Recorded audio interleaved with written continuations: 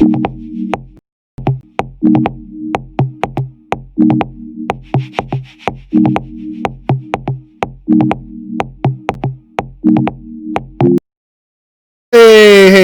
how's y'all doing? This is your host, the Whiteologist, Mr. Blows Your Minds, and welcome to another episode of Black Minds News Report. First and foremost, I want to say what's good to the fam, my subscribers, my day one, and my family. What's good to each and every one of you. And hopefully that you are clicking on the video, because Black Minds News is going through a war behind scenes. It looks like I'm just trying to get this thing clarified, but it looks like they forcing me to go ahead. I was going to do it anyway. And we're going to have to take this and go to the legal route, right? So that's what I'm getting myself prepared to do. So I want to thank each and every one of you for clicking on the video. Again, if you want to help support this channel in some kind of way, go subscribe to Black Minds News TV. Black Minds TV, not Black Minds News, but Black Minds TV, BLAK, MINDZ TV. Passerbys, if you happen to pass by, this is the most hated show in the black corner of YouTube. When YouTube do everything it can to come up with fictitious policies and rules and try to insinuate that it's something on your behalf when they know it's something that's internal. Again, you know how it is. A lot of people like to assume to make themselves appear like they think they not something, until once the cards get laid out, everything gonna get shown for what it truly TI is. So you can go down the aisle, see that what we happen to have. We always got a grand opening over here. Happen to see something that make you feel some kind of way. Remember that the motto of my show is the truth don't need no partner. Now, the last time I did a video on this subject here, for some odd reason, they decided to say that they wanted to put an age restriction on the video. But yet, don't nobody seem to be able to see the video. So that lets me know that it is you. That's right, you. I'm talking to you who's sitting here listening to me that works for YouTube in the community. It's you. And you know what's funny is, you're hiding behind doing what you're doing, but let me give you something from a spiritual aspect of stuff. What goes in the dark will come to the light. So you doing what you're doing now, but when I put the light, and when the light shines on you, there's going to be your opportunity in time to explain yourself. So when I did that video, somehow they flagged the video, talking about that it was some kind of, again, we click on to say that our channel is not for children, right? They came with this new policy, and if anybody who didn't, and if they would, they'd be fined and all, right? So we clicked on the video and said, hey man, my channel is for adults. I don't do kiddie business. So if I've already clicked on that to say that it's not for children, then why would you come and put an age restriction? So what is age of an adult? Like what, 18 above? What is a child then? Anything under 18, right? So why would you be considering that if it says child, that how is it that clicking it's not for children does not cover that? See, that's what I'm saying. That's what they say. The Indians always say here, white men speak with a forked tongue. All right, because you don't know where he's coming or going. He's always playing in between the lines. He never can speak straight. He never is straight because straight is never in him. Now, those of you who would apply to, let the shoe fit how you wear it. So anyway, I did that video. And again, it got suppressed. Probably like 30 views. Can you believe that shit, Ryan? Right, 30 damn views. But I'm not in the business for views anyway. I'm not here for popularity. I'm here because, see, what I say, you know, is facts, right? Again, I offer any of them. You come, we can go live. And we can have this kind of conversation that you want to say that what I'm saying is all nonsense. You can always come. Anybody's welcome. You know what I'm saying? So it is what it is. But anyway, so I seen this story today. I said, let me go ahead and rehash on that. You see, it talks about Rochester's police chief. Deputies stepped down suddenly following protests over death of Daniel Prude. Let me say that again. Rochester Police Chief, deputy stepped down suddenly following protests over death of Daniel Prude, right?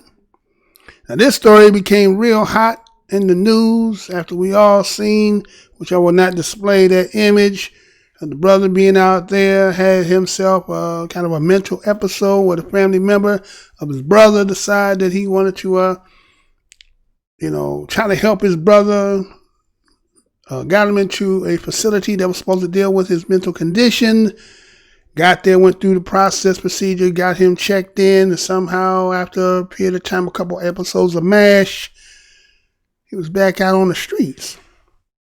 Then this episode happens later on. So then this facility, just in the acknowledgement of him even being there, and that's what the facility is created for, what culpability do they have is another question, right? So we see that after all that took place, and then the protesting and bringing light, and remember they actually did like the Ahmaud Arbery story, right? Just like doing the Breonna Taylor situation, right? It's been buried. And only because it got brought to light that we are now having these conversations, become like, again, just as I just said in the beginning of the show, what that's hidden in the dark will come to the light. So you think you can keep hiding behind the simple fact that, oh, this is my job and I'm in the position and you don't know. Fingerprints everywhere, sir, or ma'am, whoever you might be. Don't think that the envelope ain't gonna get pushed so that it's gonna have to pinpoint. And when it comes, don't be angry at me. See, I'm just gonna defend myself. It's you got to defend your actions, right? And same thing here when we look at this situation here. We're talking about what happened with Daniel Prude and how we all seen what hadn't took place. Now, again, for those who might have been, didn't see, and I'm not sure because, again, when they put an age restriction, I'm trying to still figure out what was it that was age restricted. Was it the simple fact that the video showing an individual out there? It's kind of funny how people want to say age restriction about stuff, and yet you can go on the damn TV, you can see all kinds of horror monster killing up ass movies and all that, but somehow you see a little bit of putting them in the light of reality of seeing who you really truly is. They can depict us all day in a derogatory, negative state, but when it comes to them, oh no, that's not a reality, because we'll make sure it don't exist. It exists only that we know, but we don't make it public. But they don't have no problem putting us under the microscope and trying to parade and denigrate, right? Instead of denigrate, trying to denigrate us to the fact that, again, you glee and glow, and then people like to regurgitate, oh, you guys are just criminals and thugs. But when it's your turn, oh no, it's age restricted. So just in case those who aren't familiar, go ahead and refresh your mind real quick. Check this out. We'll be right back. Get on the ground. Get on the ground. Right before Daniel Prude's naked body was restrained on the cold ground in handcuffs, his brother had called 911 for help. Told my wife, listen, I think we need to call to try to get him some help because I don't know what to do. 7 days later, a brain-dead Prude was taken off life support. His death was ruled a homicide. Prude's family believes he was suffering from a mental health crisis. Hours earlier, he had been hospitalized. People with untreated mental illness are 16 times more likely to be killed during a police encounter than other civilians approached or stopped by law enforcement. My thing is, how many times can Black people be watching Black death? Melanie Funchess is Director of Community Engagement for the Rochester Mental Health Association. There needs to be an engaged mental health team that goes out for mental health calls, for policing in general. Today, the Rochester Police Union president told me the officers were following their training. Do you think there should be more help for police officers when you talk about dealing with mental health issues? I'll say this. I absolutely believe that we need more help. What we have to understand is, and I don't have all the answers. I don't think anybody does. As the demand for justice in Daniel Prude's death get louder, so too does the desire to address how the country grapples with mental health. Rochester's mayor says after seeing that video of Daniel Prude, the city has committed more funding to mental health partnerships and law enforcement. She's calling it the first steps to a long neglected issue. And many of the protesters I spoke to tonight, Chip, say they agree with that sentiment.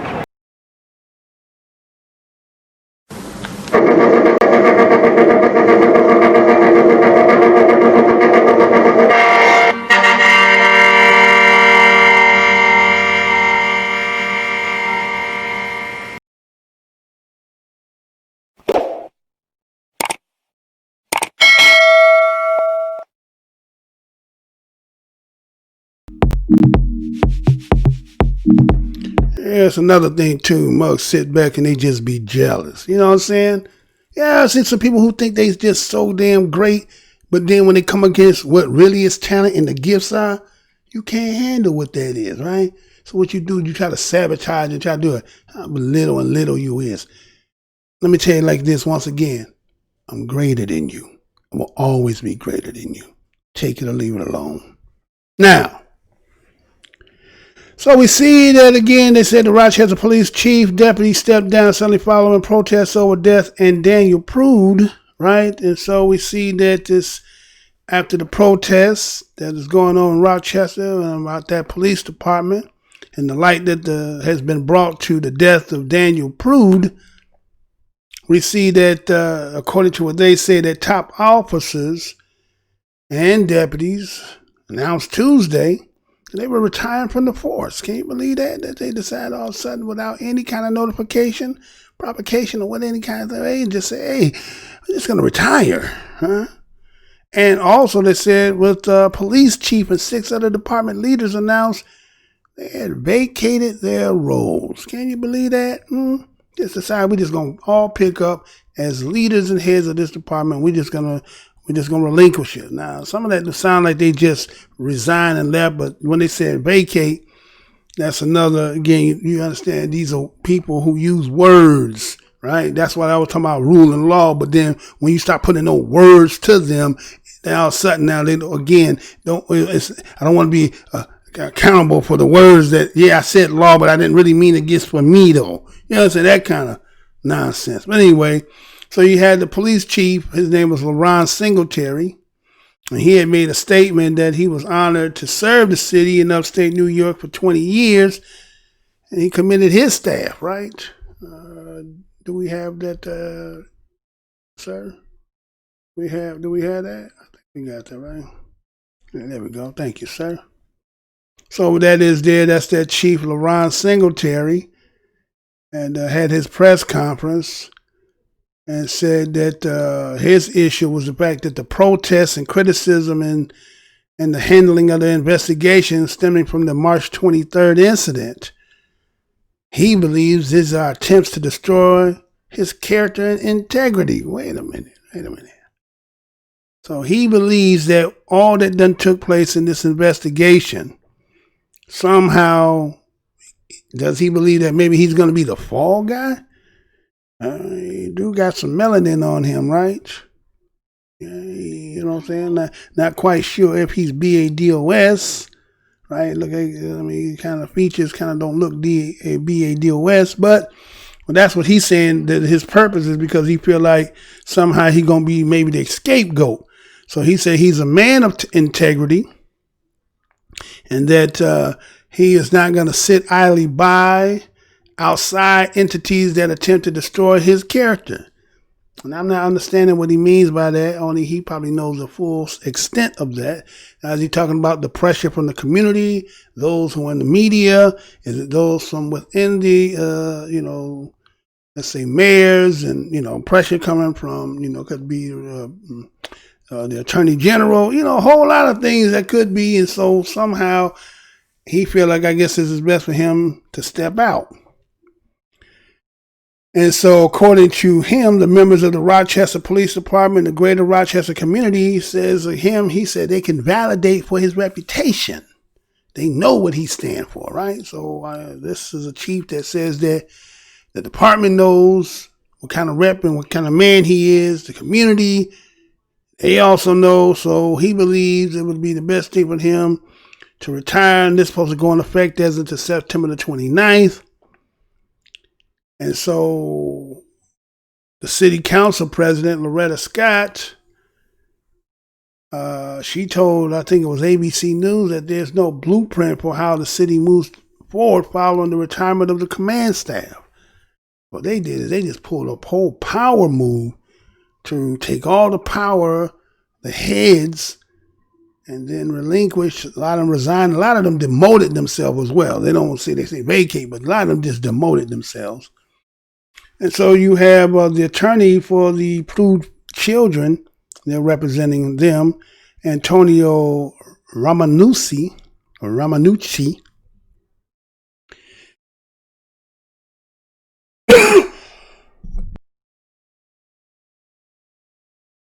and a cough there. So we see that according to this move, they saying that with Singletary's departure, they're quoted as saying that this is an important and necessary step, and this is a time for healing and meaningful reform in the community. Can you believe that? Right?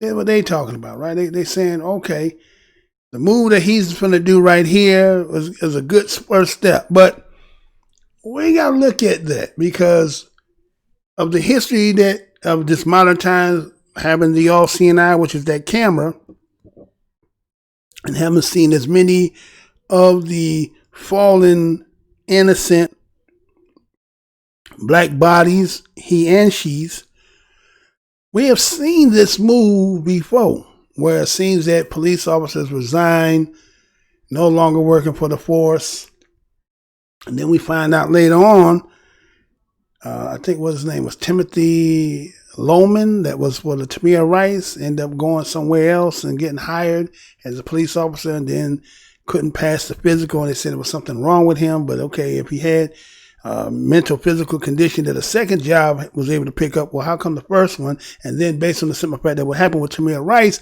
he wasn't held accountable for it. Just go to show you then the value of the black life in their eyes. But you know, creator coming. So anyway, we see that with that kind of thing, when they talk about getting up out of there like that, and they tell this is a meaningful to reform, this is not really reform. This is kind of like a psychological move so that certain people who do not see, like in chess, you see several moves ahead. Some people more advanced can see 10 moves ahead. Well, depending on what type of chess play and your understanding of the game, this can be for some people sufficient enough to say that they think some things are changing.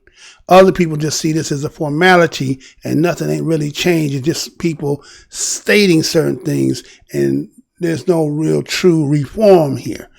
But again, we all at different levels of understanding and how we move, and what could be appeasing for me may not be appeasing for you. And so, he is quoted as saying that the conduct of the officers in Mr. Prude's case was inhumane. Now, this is the family's lawyer, again, Antonio Ramanucci. He's saying that what he's seen as the, representing the family, that this was an inhumane conduct by the officers, right? And that he believed that this was a subsequent cover-up and unacceptable. And he's looking forward to securing justice for Mr. Prude and having the Rochester leaders to do hard-needed address issues of systematic racism and training protocols in the police department. Now, justice in the case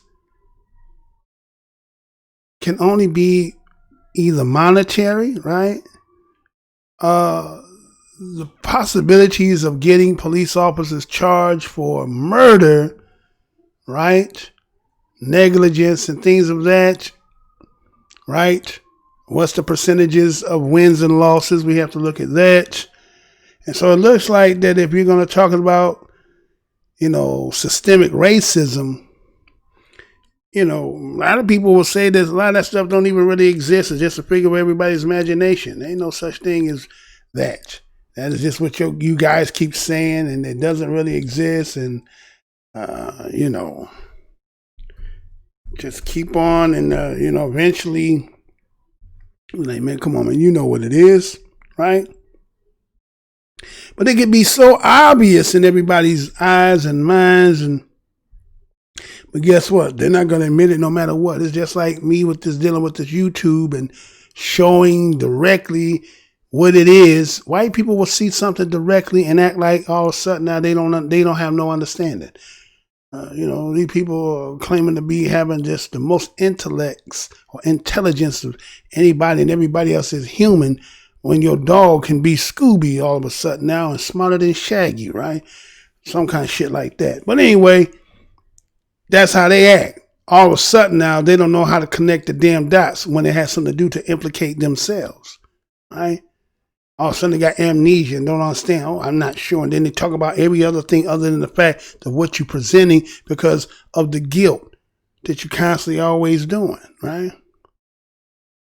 And so the same thing here when we're talking about this systemic racism, see, the kickstand is to say training protocol.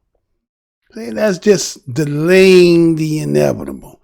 All that is buying time to make people cool down, kind of forget what done took place, and then we will say that we're getting more resources and funding. We're going to implement some kind of little training. Is that better? Is that good for you? You know what I'm saying? Are we good now? Right? And that's all that training protocol is. Because again, from a human standpoint, and again, I can't validate for those people. Now, I don't understand why they do that, right? I don't understand how, they will keep telling us that the police job is a stressful job, it's a hard job, and I'm not going to say that it's not. But, people go in there, fill out applications, supposedly go through training, supposed to take certain type of tests and physical, all that stuff. So it seems like there's a lot of people in here who get the job who are not really qualified, right? And then we have to really ask ourselves, the people who go in there, yeah, you could be a little kid and say, I want to be a police officer when I grow up. Then you grow up. But, prior to you becoming a police officer, what kind of person was you prior before then, right? Don't a lot of that stuff need to come into, play.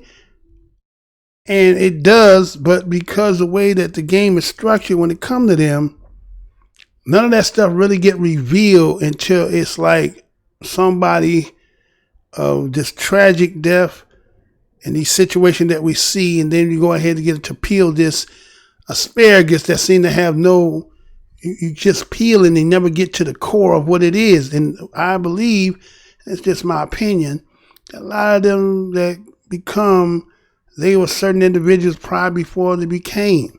And so when you're talking about I have to train me to be about something, when it's like, when I'm in a situation that should be a human versus human situation, I should be able to put myself into the position of those who I come in contact with and do accordingly how what they say is do unto others who do unto you. But because people come from, backgrounds and teachings and have disdain and hatred and bigotry, they bring that luggage even though you don't see it, right? You don't see the luggage, but it be present inside of them. And then when they're in heightened situations or situations where they feel like they don't have, or somebody's not commanding to their authority, then these things have to take some kind of effect in their ordeals when they're dealing with people. So I don't think that the more training and all the protocols and procedure ever is going to eradicate that. Right? It's kind of like you have job openings that you got to have people because of the type of job and what it is, that sometimes some of the criteria you might have to say, well, we can bypass, even though, you might not be, really what a qualified person should be in this position, but we just need to fill uniform. And so we kind of just take anybody. And so what ends up happening is you get these people in situations who are not really built to be there. And what ends up happening is what? We see what happens. We see it. I know everybody's kickstand is they want to say, oh, no, you guys, if you just comply, sometimes you can get, like the show I just did the other day, where the brother was just jogging down the street. Chief police tell him, hey, see that brother, go pull that brother over there because we got a robbery of a blow dryer and that, he fits the description, got a white tank top and black shorts. And, just accosting him about even mentioning the fact that, well, you're not in trouble, but there was been a robbery and you look like you could be the suspect and I need to handcuff you until further notice. I need to detain you. But you don't understand. You done took this brother out of the natural element of what he was doing prior before you came. And now he's dealing with a situation where, I'm going to give you a story. One time, me and one of my boys was growing up. We was teenagers. Came back from hooping, right? Come back, stopped at, I think, a 7-Eleven or something, picked up a big goat. We talking, walking. Next thing you know, 5-0, Popo, roll up. Hey, you two, come here. Hey, what are you talking to us? So we come over there. He's like, you guys come in the back seat with us again. We need, we just need you to come down there and see something. What you talking about, man? Yeah, come on, man. He said, just want to see because something that happened and we need somebody, y'all might be fitting the description. We're not sure. Now, here we is. We young, still dumb, trying to still figure what it is. Well, we know we ain't did nothing. We just came from hooping, right? So we jumped in the car. Come on, man. So he drives us about 2-3 blocks away, get up into the train station. 2 white women come, they get out. He told her, look in the back seat, is that them? She looked. No, that's not them. Now, just in that situation in itself, what if they was pick a nigga? What if it was pick a nigga day? Think about that. It was pick a nigga day. So here it was, 2 white people, something that happened to them. And maybe they all look the same. And here we is. And they say, yeah, that's them. Mr. Blow Your Mind may not be the same individual that who I am right now talking to you. I might be a whole nother damn different person because of the ordeal I had to go through. Feel what I'm saying? Feel what I'm saying? And so situations based on people can make the difference. So is it training? Right? It could be training, or it can just be a person's demeanor, heart, and spirit. And so when we see situations that happen like this, we have to say, wait a minute, hold on, man. What part in that ordeal that we seen in that video that took place with Daniel Prude that night, that it didn't have to get to the escalation due to the simple fact of his incapacity of mind, should have already brought alarm to you that what man in his right mind, if he not under the influence or maybe something mentally wrong with him, would be out here without any clothes on. But that says that might be the lack thereof understanding by those who were out there and, and all the baggage that they carry. That a situation when you can't be dealing with people who are from your own cut of your own cloth, that a situation was created that ended up losing a man's life. Right? And so now, because of the cause and effect of that situation, not even before it happened with the police officer, those who were at that hospital or whatever facility they went to prior to and then released them, they are the cause and effect that even got it to where it ended up being. Right? So that neglect of that cause and effect has trickled all the way to you got people quitting, to you got the mayor, right? Who she had got on there and started talking about the fact that she was uninformed about the fact that this Singletary and the entire command staff was announcing they was going to vacate their roles. Here's the mayor. Had no idea that they were going to pull this move. So then you may have to ask yourself, okay, this the mayor, right? So maybe, sure the mayor is, right? Maybe because that, a power move by those who are in position as the leaders of the police, maybe they had a problem with the mayor too. And felt like if bringing this kind of attention and snatching that power and saying we all don't want to work is because maybe don't like her authority. Maybe don't like her in the position to be able to call shots on that. Maybe they feel like maybe she's going to come down on a hammer on them and let's make a move before she can make a move. There's a lot of, ands and ifs to this situation. Right? And so, according to what she said, that none of them was asked to resign. But this was something they decided they felt like it was better to do. But then the police union, they got to do their business because, they pay their dues. They got to stand up for them. They even said they were surprised of what had took place by the officers. Because, again, with a process that was with the union, they could have fought that out, right? But they felt like they did it because why did they feel they needed to do it?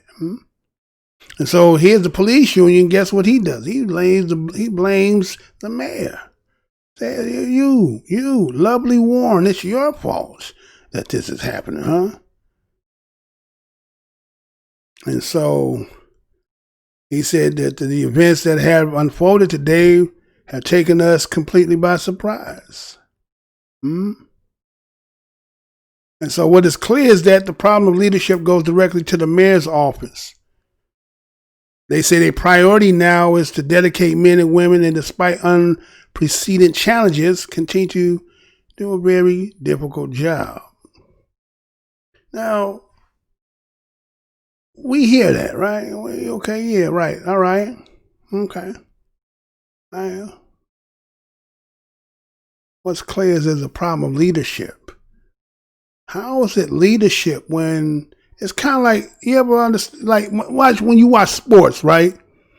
And then a team will have a badass record, right? Okay. And the way that it says it, well, according to the head coach and the team doesn't win, it's the head coach's fault. Can it just be where you just got a badass team? You got a good coach, but you just got a badass team. Does that happen? But who end up becoming the fall guy? The head coach, right? So instead of blaming the players, it's easy to take the one person instead of blaming the whole team. Because if you start pointing the fingers at those on the team, then what you do is you disrupt the whole damn team. So the sacrifice lamb would have to be the coach, right? So it looks like what they're saying is, well, this is bad leadership. So when you talk about the pyramidal, what they call that, the protocols, right? We're going to say from the mayor all the way down. So when you go all the way up, it goes start with the mayor. And so it's you, mayor, and we've seen who the mayor looked like, right? So we're going to say it's from the mayor, bad leadership from the mayor. And see, again, trying to find a way to do what? Push the buck somewhere else. But the real was those who were out there that night. That's what all this fell on. It fell on them. They the ones that had the on hands. They had real-time situation to deal with, but lack thereof life skills. I don't think it has nothing to do with no damn training. I think it's just life skills. You understand? You know, let's say you come out of some suburbia, quiet picket fence, one stop light town. Everybody knows your name, right? That kind of scenario. And then you had to come work in areas where life is fast. People slick talking. Got game running out their mouth all day long, right? And here you is. This is your job. This is where you punch the clock at, but this is the environment you have to be in. And you have to deal with all the ins and outs and the pros and cons of it. Then a situation that you not familiar with, it's not something that you're used to. And then you in the midst of it. Can we see why I ain't fear for my life? Because maybe you just was not built for that job. You're not built for it. Because, you know, you have to have a certain kind of camaraderie. You know what I'm saying? You have to have a kind of feel for the people you're around, have a certain kind of, you know, life experiences so that you can relate to people, that you've been there, so you know how to, you know, articulate that, transmit that in your spirit and vibe with them. But if you're in there and you're looking at them as there's being something outside of yourself and something in the way that you're looking at this as a zoo, an animal, and, you know, all that nonsense, then all you're going to get is bad situations every time. So you can point the fingers all we want. Oh, it's your fault. You're the leadership. It just might you got a badass team. Those who were in position used to be players too, but some of them done graduated and became assistants, scouts, and coaches. But you don't get to see their record. You just know when you came in as a cadet that they got the brass on. But you know, they might have been, you know what I'm saying? They might have been bums too, right? You know, like sometimes when you watch the NBA and you see 15 men on the roster, but then when you watch the game, it never get down to 15, 14, and 13. You get what I'm saying? And 12. It don't get down to them cats. They be on the roster, unless you one who real diehard to the team, would you even know that they was even on the squad? And so sometimes you just got a bum-ass team. And what people don't want to say is, look at this country and look what it has been producing as what it's been feeding society. So all the stuff that at one time, when you were in its origin, when you were creating it, you was making it so that it would have a certain, it would fit a certain, you know, ethnicity of people to destroy and disrupt them. But these same people that you were trying to destroy and disrupt, that the same people who hate them, well, they were looking up to them because, again, they come from areas that are just, again, picket fence, one stop light. It's boring. It's Hoosierville, you know what I'm saying? And then they kind of start seeing all this. Somebody told me flavor. Flavor. Thinking all this flavor and hot sauce and seasoned salt when you seeing dancing and skills and so now that you done imparted upon on them, now yours is trying to eat that, right? So now it's become not just this country, it became something global. So now, even though when you get people who come in here from other places and who are immigrants, they already had a little snip of what it was. And so now they already, and then they dip themselves in it. So when you see people who don't have, you know, that human element of kindness and goodness and camaraderie with one another, well, shit, they've been watching monster movies, killing movies and all that. And this is called entertainment. That's entertainment, right? But we don't feel like that don't have no kind of, you know, cause and effects to the psychosis of most people in this damn country. They say what you see, you believe. So now, as Malcolm would say, the chickens come home to roost. So no matter what area of the facet of this tentacle of what you call this system, you're going to always have a lot of bad players. Is because you've been planting a lot of bad seeds. And so even though what they used to say about he could take a pig, put lipstick on a pig and dress and put pearls on it, it's still going to be a pig. Now, again, I'm not saying pig to talk about cop. I'm talking about the Sarah Palin. Remember that? Dress a pig, put the lipstick on it, still going to be a pig. Well, that's the same thing here. If you keep putting out these badass seeds to a society that you're teaching them watch monster movies, shoot up movies, raping, killing, gang movies, you know what I'm saying? All this stuff that you, and singing bitch hole and all this shit, and then think that somehow just because you dress it up in the uniform and it's supposed to have authority and protocols, that somehow it's still not, you know what I'm saying? Bad crops.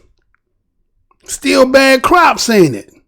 You know, but that's not the part we want to focus on. See, a person like you, Mr. Blow Your Mind, I don't like the way you're talking because you're telling, and I don't want them hearing that. It is what it is, right? So anyway, and so we see that you know, the union. I say that's the kind of mug you want on your team, right? The union mug. Because his job is based on the fact that you stand there and keeping that pay. So you know he gonna go in and fight. Matter of fact, I think when I sent that notification on Twitter about going on with this YouTube and about the stuff, I told him, I said, ain't that something that somebody can come in and flag my show, talk about age appropriateness.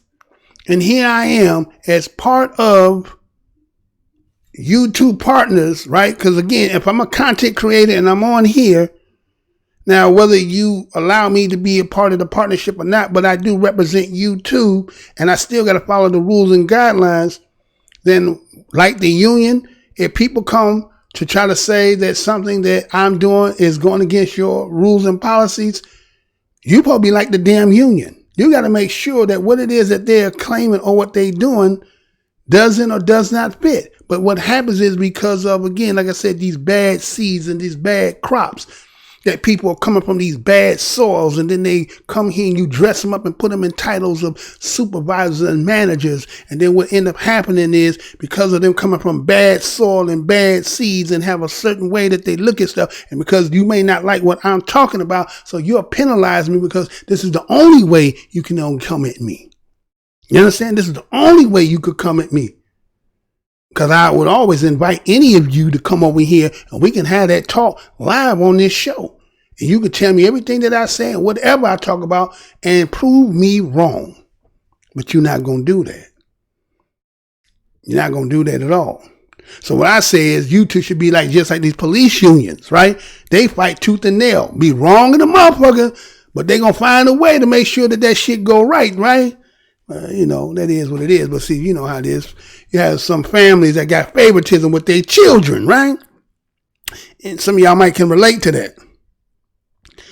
I myself, I try not to do that. Now, again, you may have some children that you may have more of a compatibility that more might be like you and do things like you, but you don't pick and choose over them openly like that. Well, these people do that, right? But then they get mad when you want to say, call foul, right? Oh, no, you know, you can't call foul. So you see that, according to the mayor, said that the announcement had came during the fact that they was doing a scheduled city council meeting. And that they was unaware that the Singletary would make the announcement. Now here they was having a so-called council meeting.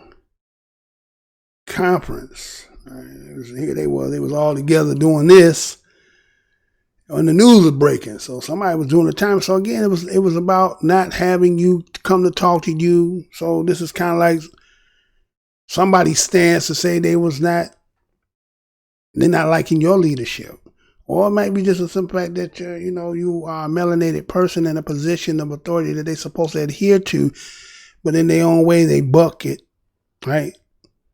They have ways, right? Go down the chain, protocol chains. They don't come directly unless they have to. So chief, commander and all that, and captain and the gold sergeant, all that, it comes all the way down. Then it came from the top. But in this case, even those who were close to the top was like, I ain't trying, man. You know what I'm saying? They ain't trying to deal with you. So here it is. They were sitting there having a conference when all that news broke. Yeah, that's how it go, right? You know that they say is the country becoming more browner, so a lot of people gonna have a lot of problem with the fact that it's getting browner, and that a lot of the people that are in positions of power don't look like themselves, and then the fact that the way that the game has been, the way that, again, coming from the Mayberry, the Indiana Hoosier, when it was all white, right? It's gonna be a hard transition for a lot of them. That's what the whole fight is right now. Is because the paradigm shift of the old is going out. The game can't stay the way it has always been, is because, well, again, as I said, you've been planting seeds in the soil, and then you had the best crop of seeds. I hope you're catching my analogy in here. You had the best seeds on the planet, because that best seeds that y'all had created the country that you so love and said is so mighty. But the problem is you just kept trying to keep replanting this seed, but then you was cutting it down and not allowing it to blossom, to bloom into its full fruition. So you kept cutting, and then somebody had the grandiose idea that let's start getting some seeds from other places and start planting them and see if they're going to produce the same kind of, product as that seed, or produce as that seed. And so you start getting some seeds, and it had some similarities of it. It had some similarness to it, but it didn't do the same. But you was able to sell it anyway.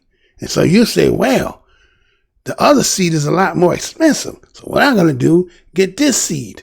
So that seed, after a while, it started to, be a little more expensive to get. And so you start getting different seeds and different seeds and different seeds. So now what you done here, you done put all these seeds, and the original seed that you had is still sitting there. And so at the same time, when you getting all these other seeds, you wasn't planting your own crop.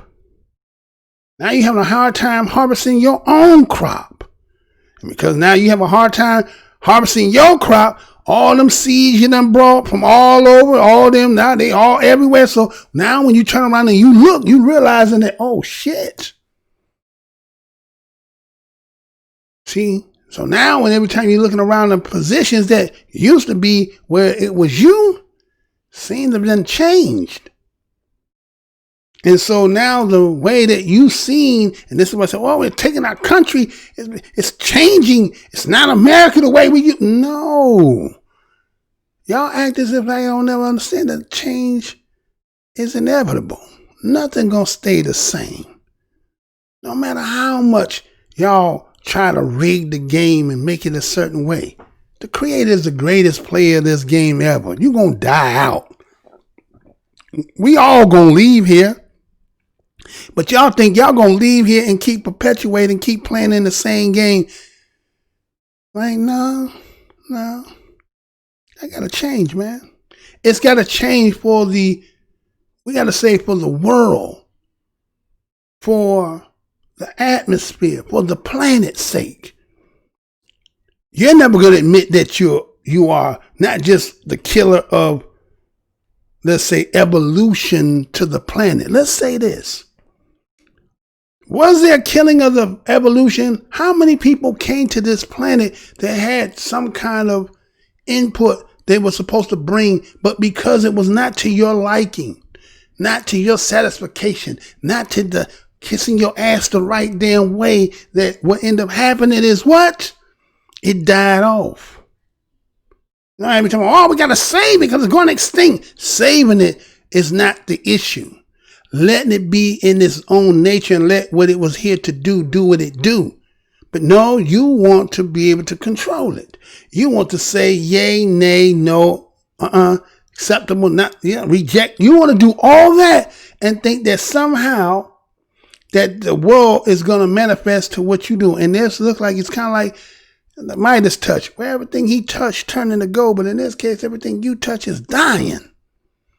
So what has to happen? A change has to take place. No matter how much y'all want to sit here and try to, write the history books and try to fluff it up and talk about how great such and such and this and that, but we can't see the manifestation in the world. There's a lot of dissatisfaction around the world. There's a big injustice in the world. People can't breathe. People can't move. You're suffocating with your baggage about who you are and the lack thereof. I think that, everything good, man. So you can blame that mayor and say the leadership, but the point is, these people here, these chiefs and commanders and, deputies, them stepping down, it's not really a good step, because that's what the sister who is now the administrator of the estate is saying. It's not really a good step. It's just kind of a game move that they do, right? Not really what it is, right? They're not really doing too much. That's what they want to make it appear like, right? And when you think about that, I thought about this too when I was thinking about this Daniel Prude situation. I remember there was another situation that happened not too long ago, right? Y'all remember this? Check this out, I'll be right back.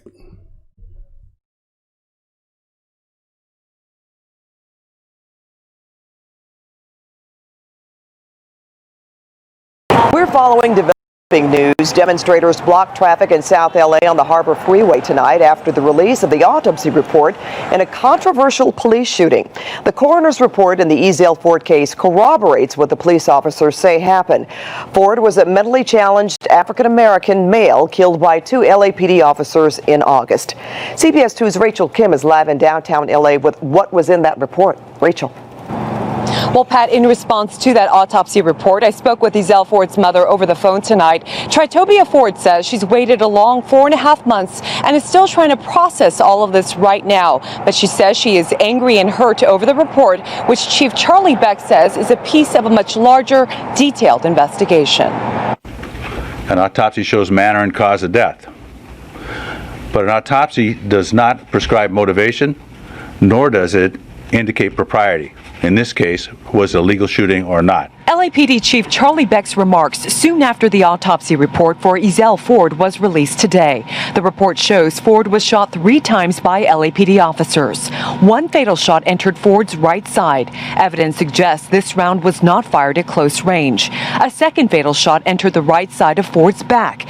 This shot was fired at such close range that the gun's muzzle made an imprint on his back. A third non-lethal round hit the 25-year-old in his right arm. There is nothing in the coroner's report that is inconsistent with the statements given to us by the officers. Chief Beck gave the officers accounts of what happened the night of August 11th. He says one of the Newton area gang officers said he shot twice at Ford after his partner, who was on his back with Ford on top of him, yelled that Ford had his gun. At about the same time, the officer on the ground, while on his back, grabbed his backup weapon, reached around Mr. Ford and fired 1 shot at close range, striking Mr. Ford in the back. You don't shoot people in the back, period.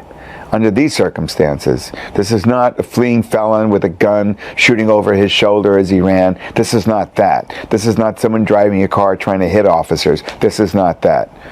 There was an unprovoked assault on Mr. Ford. Reaction from the Ford family's attorney tonight. As a source tells us, the family conducted its own private autopsy days after the coroner released the body. We're told those results, which the family has, are, quote, quite different.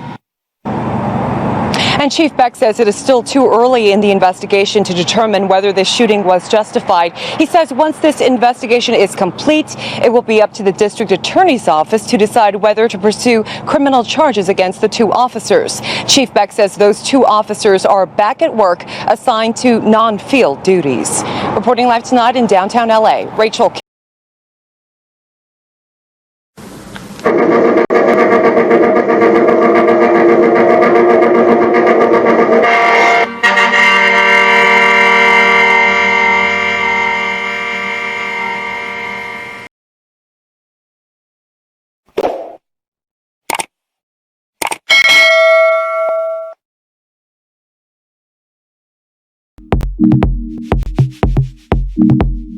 All right, so that was Ezell Ford. For those who don't remember, back in August 11th of 2014, we heard about the story about this brother who had died from multiple gunshot wounds, being shot by the LAPD, right? And the similarities of the Daniel Prude story is the simple fact that they say that Daniel Prude had a mental condition, and it was Ezell Ford who also was a mental ill individual as well, right? And so we see that the Ford shooting had triggered like demonstrations, just like you see the stuff that's going on right now, and that the family was trying to sue for $75 million in damages, right?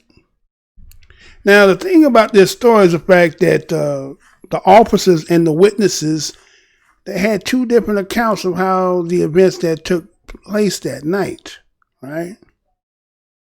And so we see in about June of 2015 where they were justified in their shooting, right? Now, one of the officers was considered unjustified and acted outside the LAPD's policies. And so for that, he had violated Ford's civil rights by detaining him, is what they said, right? That's what they said, right? And so the accounts was this. Now, again, this is August of 2014. Supposedly seen Ezell walking on the sidewalk, right? Now, according to one of those officers had knew Ezell Ford, but he said at the night that this is taking place, he didn't recognize him at the time. Now, again, who's to say if that's true or not, right? Who's to say? Only he can say that, so you have to take your story. And what happens is a lot of people who want to believe that everything that has been propagandized about we as BADOS in this land, and when other people who's supposed to be honest, good-hearted, non-biased, it's kind of like looking at a damn referee, that when they say something, that what they say is law. It's the facts. But we who, I say our interactions may be, if not more, but maybe not in the same, they're going to say in the same spirit as we may see others. And I'm not saying they don't have them. A lot of times they may not be in that spirit, right?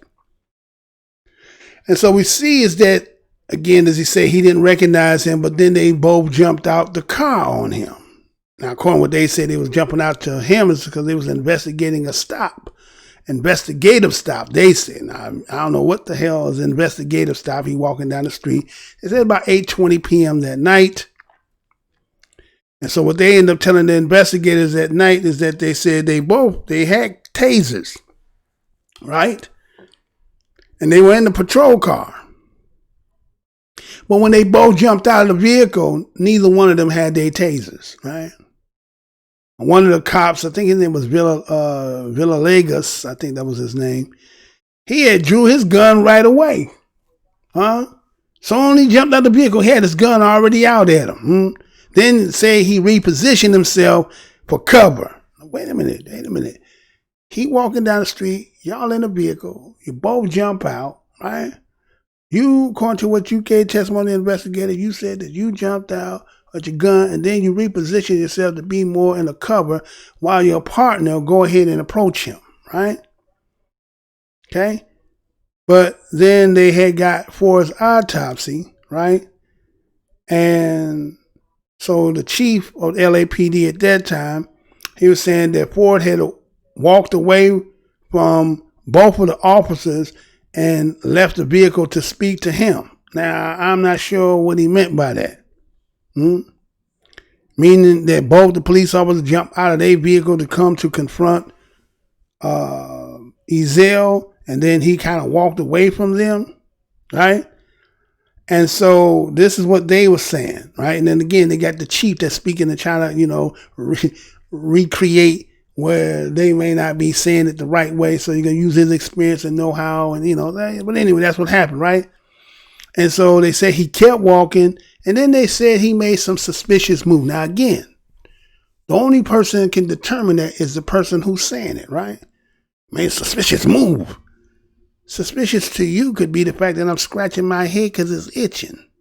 My balls might itch and I might scratch it. So, going for something. My balls itch. Yeah, right? And then they said he was, now they add in the fact he walking away, he made suspicious move, and then he was attempting to conceal his hand. Huh? He concealed his hands. So they said, according to what they had said, they said that they followed him to a driveway. And they said he crouched between a car and some bushes. Wait a minute. All right, think about this. Put your mind's eye picture in that. Okay, you see, you just happen to be in your patio. You shout out, smoking blunts, out there drinking some, you know what I'm saying? I don't know what motherfucker that. Alizé, some shit like that. Wait, so you sitting out there, right? And you see Fireball pull up on the mug. Both of them jump out. One got his gun, then repossession. The other one come because the dude that looked like he come, he kind of walks away. Then according to what they say, he looked like he kind of concealing his hand. I don't know if you see that or not. But then they say somehow they following him, and then he, getting between the cars and bushes, and he bending over. And all of a sudden, he just bending over. That sound like somebody, right? Just walking in, all of a sudden, you just bending over between cars and bushes, right? Okay, well, anyway. See, the difference is some people can hear that same story and take it exactly how it's been told, and they're going to be steadfast, and that's it. That's it. But again, if you from Mayberry, a one-stop light town, is dead at night, you understand this, right? Compared to what people who live in environments where it's hustle bustle and all kind of things are happening and those kind of competitions always, you know what I'm saying? It's a whole different another world. It's a different world from where you come from, right? So we can hear that same story and have a whole different way of how we looking at that, right? Okay? And so they said that now the officers say that they believe Ford was trying to dispose of drugs that were in his possession. Now they assuming, they don't know, they just assuming he had drugs. See what they say about the word about assume, ASSUME, because you make an ass out of you and me, right? So here that is. This is the story they told. And so now they said, based on that assumption, they're assuming, they felt this was sufficient evidence to arrest him. Wait a minute. That's like fumbling, stumbling, bumbling, stumbling. Okay, now, right? Think about that. Okay, you was driving down the street. You see him walking. Both of y'all jump out. The one jump out with his gun, right? And then all of a sudden, y'all just follow the mug to a gangway alley near the cars and bushes. He get bent over. Then all of a sudden, now his hands against concealed, maybe because he's trying to stop you from sucking the shit out of him. And then somehow, y'all thinking that somehow he trying to hide drugs. And based on this assumption, now y'all believe y'all got sufficient evidence to arrest him. And then they said, after all that was said and done, guess what? There was no drugs found. So wait a minute. Are you wrong from your assumption off the bat? Is the question. Were you wrong? Are you wrong? You ain't wrong. Oh, we can still proceed on. Okay? We're going to still go on. So now, one of the officers started walking towards him. Whirled him around. Right? Right? So they said they whirled around and basically he just started attacking the officer. You know what I'm saying? I remember hearing that story talking about something. He turned around and he started coming at me. He was bulking up and like the bullets were just going right through him. Huh? See? It's that Marvel fantasy shit. But for them, that mythology and all that shit real to them. We know damn well bullshit when we see bullshit. That's the problem. See, everybody think they smarter because of the system they in. But you know what the real truth of where knowledge is? When you come from when you ain't got shit. When you come from where you ain't got shit and you got to always figure out how to way to survive from day to day to day to day, you're acumen, right, to details and situations and events. You understand? That shit heightens. So when we be in situations, you understand? And again, the God particle that we have makes us to be able to see and read things that certain people can see. And I think a lot of times they just be like, they just not trying not to admit it. See, they don't have a problem with just lying to stand fast to something that ain't true. And they do, right? So yeah, can you say that all of a sudden now he gonna attack? Wait a minute. You done jumped out the car with the gun in your hand. Y'all following him. Somehow he get up by bushes and car. He slumped over. Somehow he hiding his hand. Now somehow he reaching for drugs. And now all of a sudden now he's gonna jump and come at you. So now they say one of the officers started to pull back his shoulder in attention to handcuff him. Right? Now they say Ford tackled one of the officers. I thought he already had attacked the lead officer in the beginning. But now you grabbing him. Now you turn around. Now he's tackling you. Right?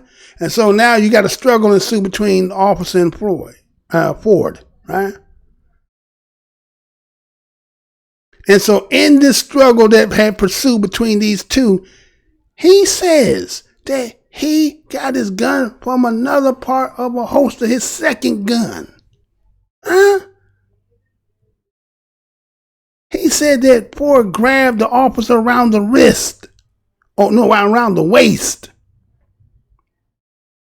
Threw him to the ground and was laying on top of the officer when he shot.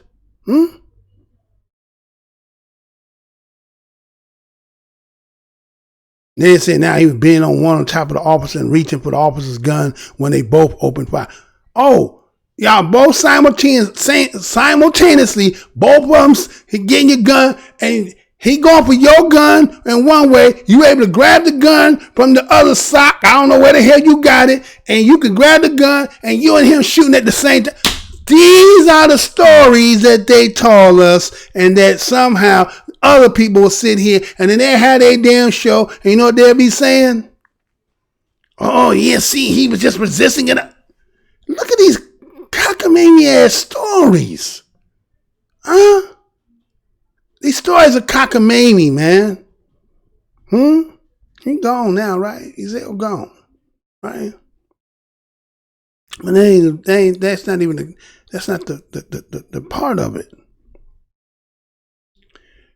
And so both of them fight, shoot him, right? They said Ford rolled over immediately and took the top position, pushing his knee into Ford's back and attempted to handcuff him. What? Nigga super out here. See, if you take these adventures of Huck Finn, and when he tell these stories, you know, like I said, somebody said, hey, Jordan could fly. There was a guy named Michael Jordan. He could actually fly.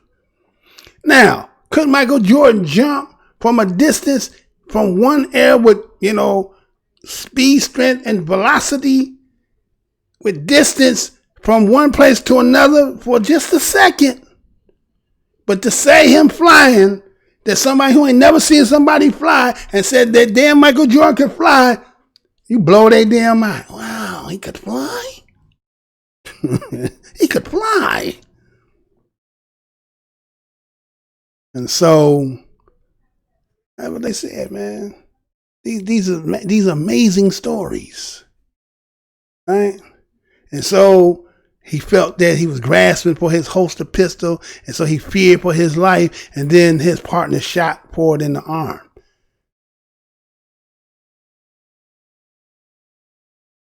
Urging fired a second round to Ford's side. But at one point, didn't I just say that they said they both shot at the same time? Huh?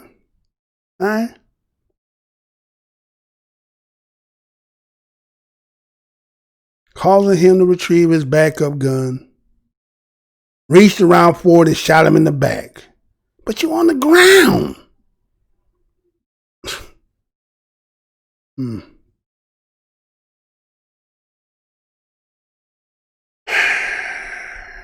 right, Mr. Blood, man, why are you talking about this? Because, you gotta know, man.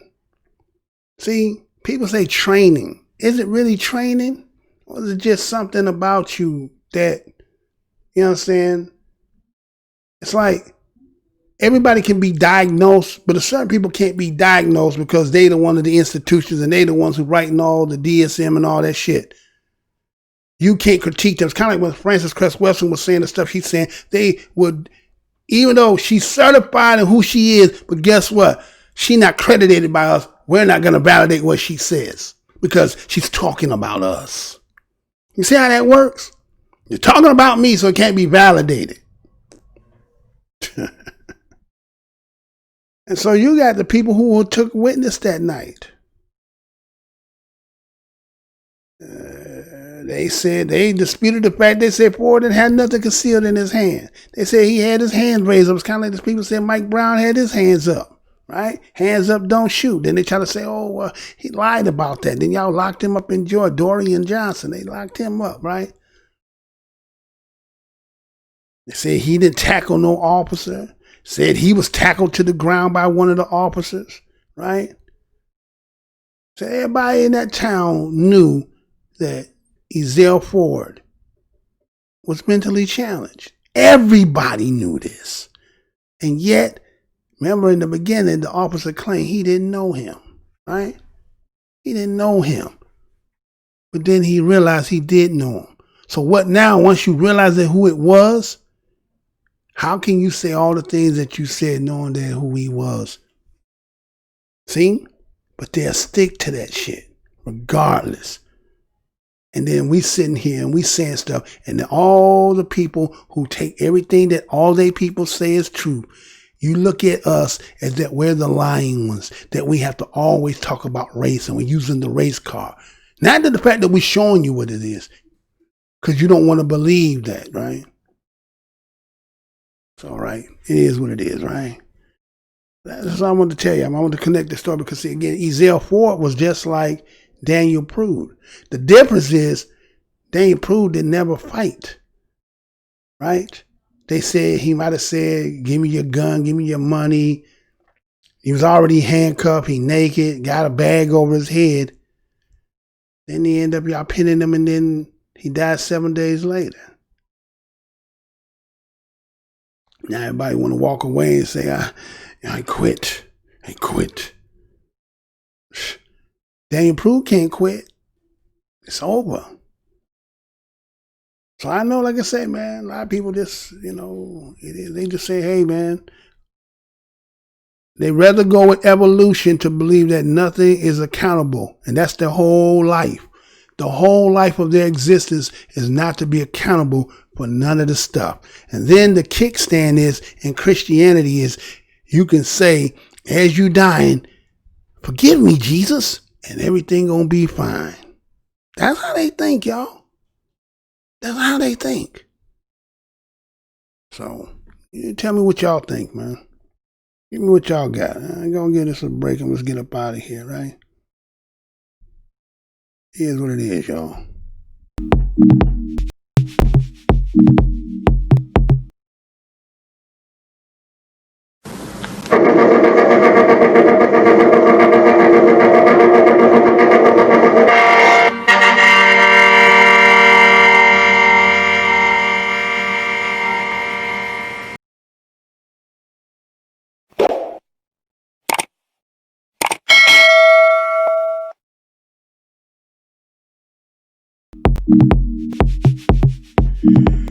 All right, I want to thank each and every one of you for clicking on the video today. Just want to reiterate on that story because, again, I did the original story, but what they did is they did what? They went in there and they put the age restriction on there because I showed some things and I talked about a lot of things. If you haven't seen that video, I suggest that you go over there and see the video I did on Daniel Prude. Just got to make sure you signed in when you click in. Otherwise, accept that what you're going to see in there. And you got to ask yourself, what did I say in there that they needed to do that? And who felt like it was needed to be not heard? And so, if you want to help Mr. Blow Your Mind, again, like I said, you know, I'm going to get into this legality aspect about it. I know they listening to me, but I'm letting you know I ain't here to hide from nothing, Chief. I'm here to do what I got to do. And you can help support me by going to Black Minds TV, subscribe over there, and that'll help me. And again, to the next show, y'all. To the next show.